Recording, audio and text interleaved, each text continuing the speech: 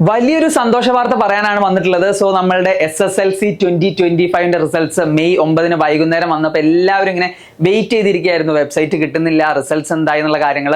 പക്ഷേ നമ്മുടെ എക്സാൻവൈയുടെ ഫൗണ്ടേഷനിലെ സ്റ്റുഡൻസിന് ഒരു ടെൻഷനും ഉണ്ടായിരുന്നില്ല. നമ്മൾക്കറിയാം, നമ്മൾ ഓൾറെഡി ഫൗണ്ടേഷനിൽ നമ്മൾ പഠിക്കുന്നത് നമ്മളൊരു കോമ്പറ്റീറ്റീവ് എക്സാംസിന് വേണ്ടിയിട്ടോ അല്ലെങ്കിൽ നമ്മൾ എന്താണ് ഒരു +2 കഴിഞ്ഞിട്ട് നമ്മൾ എൻട്രൻസ് ടെസ്റ്റുകൾ എഴുതുന്നു, അല്ലെങ്കിൽ നമ്മൾ 10th ലെവലിൽ തന്നെ നമ്മൾ ഒളിമ്പ്യാഡ്സ് പോലുള്ള പരീക്ഷകൾ എഴുതുന്നു. സോ അത്രയും ഒരു റിഗറസ് ആയിട്ടുള്ള പ്രിപ്പറേഷൻ നടത്തുന്ന സ്റ്റുഡൻസിന് നമ്മളുടെ ബോർഡ് എക്സാംസ് കുറച്ചുകൂടെ ഈസി ആവാനാണ് ചെയ്യാറ്. സോ അതിനുള്ള റിസൾട്ട്സ് തന്നെയാണ് നമുക്ക് വന്നിട്ടുള്ളത്. സോ നമ്മുടെ റിസൾട്ട്സ് ഞാൻ കാണിച്ചു തരാം. അപ്പൊ നമ്മളുടെ 170 നമ്മുടെ കഴിഞ്ഞ വർഷം 10th ബാച്ചിൽ സ്റ്റേറ്റ് ബാച്ചിൽ ജോയിൻ ചെയ്ത 170 സ്റ്റുഡൻസിൽ 125 പേർക്ക് ഫുൾ A+ സ്കോർ വന്നിട്ടുണ്ട്. ആൻഡ് നമ്മൾ ഫാക്കൽറ്റീസ് എല്ലാവരും ഭയങ്കര ഹാപ്പിയാണ്. കാരണം നമ്മൾ നമ്മൾ പഠിക്കുന്നതിന്റെ റിസൾട്ട്സ് ആണ് നമ്മളിവിടെ ഇത്രയും പേരെ ഇവിടെ കാണാനുള്ളത്. സോ 125 ഫുൾ A+ വിന്നേഴ്സ് ആണ് നമുക്കുള്ളത്. So congrats to every one.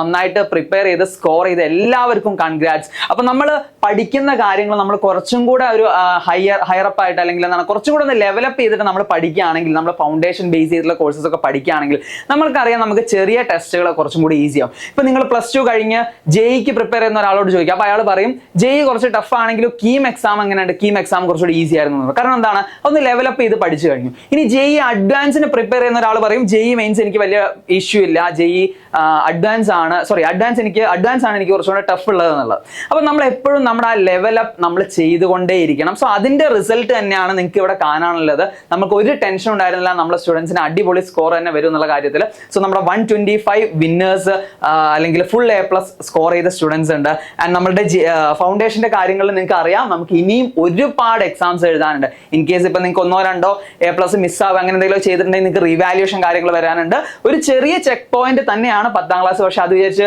10ാം ക്ലാസ്സിൽ എനിക്ക് ഒരു 2 A+ പോയി വിചാരിച്ച് എല്ലാം ആയി, എല്ലാം നഷ്ടപ്പെട്ടു എന്നല്ല.